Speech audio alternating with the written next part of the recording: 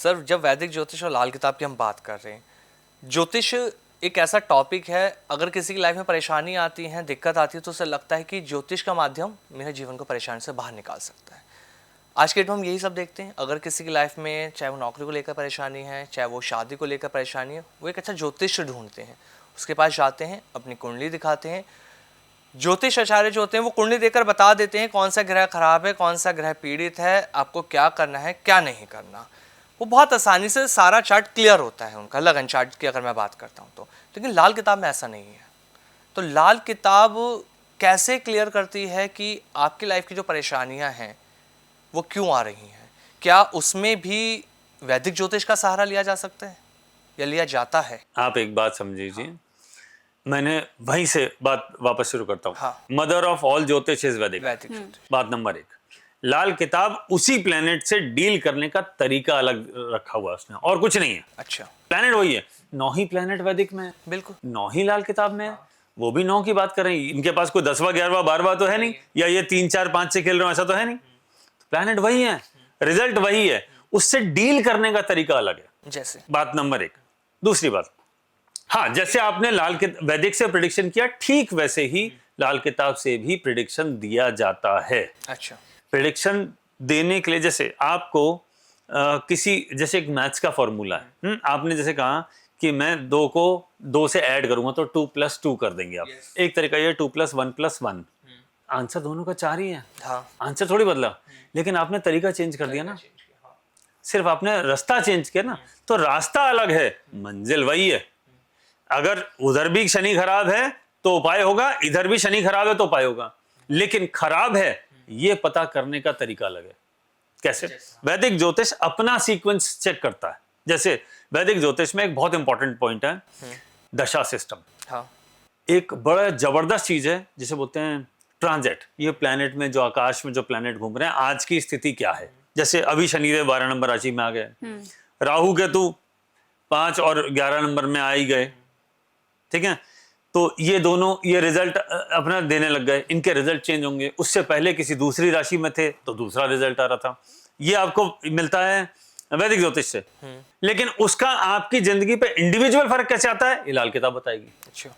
लाल किताब में एक चार्ट होता है, जिसे जैसे आपने कहा D1 चार्ट वैदिक ज्योतिष में होता है, वही लाल किताब में सेम होता है, कोई फर्क नहीं है, एग्जैक्टली सेम।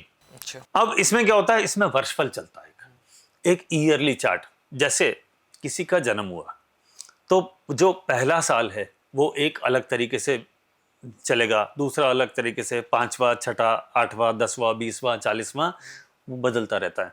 तो आपका खुद का सोचने का तरीका, आपका बायोलॉजिकल एज चेंज होती है। पहले आप छोटे से होते हैं, फिर आप बड़े हो जाते हैं, आपकी हाइट 5 फीट 10 इंच 6 फीट पहुंच जाती है।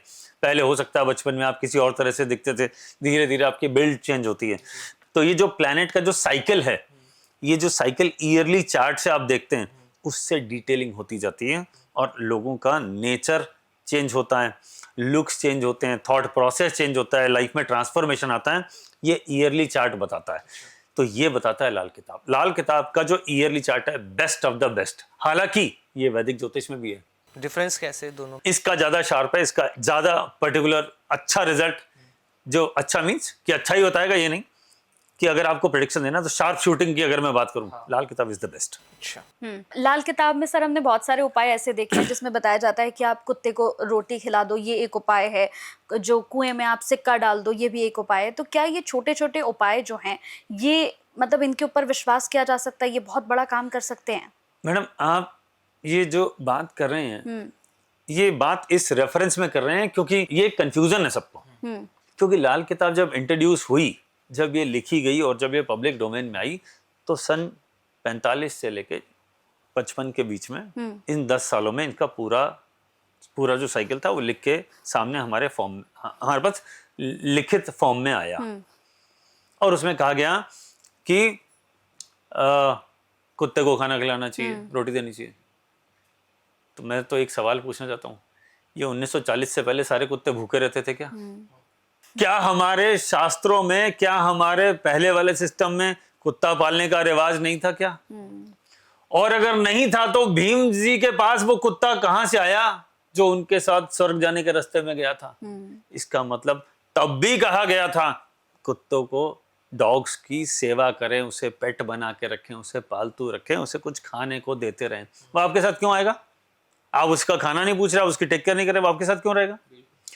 तो ऐसा नहीं है कि ये नया उपाय नया इन्वेंट हुआ है, ऐसा नहीं है। तो महाभारत काल में लिखा हुआ है, तो इसका मतलब चल तो वही रहा है, उसको नए तरीके से नए फॉर्म में एक नई किताब में लिखा, उस किताब का कवर लाल था तो उसका नाम लाल किताब दे दिया। उपाय वही है मैडम, इसमें भी लिखा है कि गाय को चारा देना चाहिए, गाय को चारा देने से, हरा चारा गाय को देने से गाय को शुक्र बोला है, हाँ। और हरा चारा बुध बोला है। बुध बोला है। बुध और शुक्र दोनों बेस्ट फ्रेंड है, तो गाय को चारा दोगे तो बुध भी अच्छा हो जाएगा, शुक्र भी अच्छा हो जाएगा। तो गाय को चारा देना तो कृष्ण जी के टाइम से बोला गया। हाँ। तो हमने नया क्या कर लिया? अरे उसको एक नए तरीके से लिखा ही तो है, और क्या फर्क है बताइए? कबूतरों को, पक्षियों को दाना देना चाहिए, ठीक है? पक्षी क्या है? बैड मरकरी, उसको आपने दाना दिया, आपका मरकरी यानी बुध अच्छा हो गया। बुध क्या है? आपकी बुद्धि है, आपकी बुद्धि अच्छी हो गई, आपने जिंदगी में सही डिसीजन ले लिए। जब आपने सही डिसीजन ले लिए, सही रिजल्ट आ गया, आपने बोला साहब क्या बढ़िया उपाय था, काम कर गया। तो पक्षियों को खाना हम अभी देना शुरू किया 1940-50 के बाद, उससे पहले तो हमने पक्षी पाले ही नहीं था कभी, या पक्षियों की कभी सेवा ही नहीं करी, कैसे हो सकता है? तो उपाय वही हैं, तरीका बदला है, नए तरीके से लिखा गया है, कुछ फर्क नहीं है।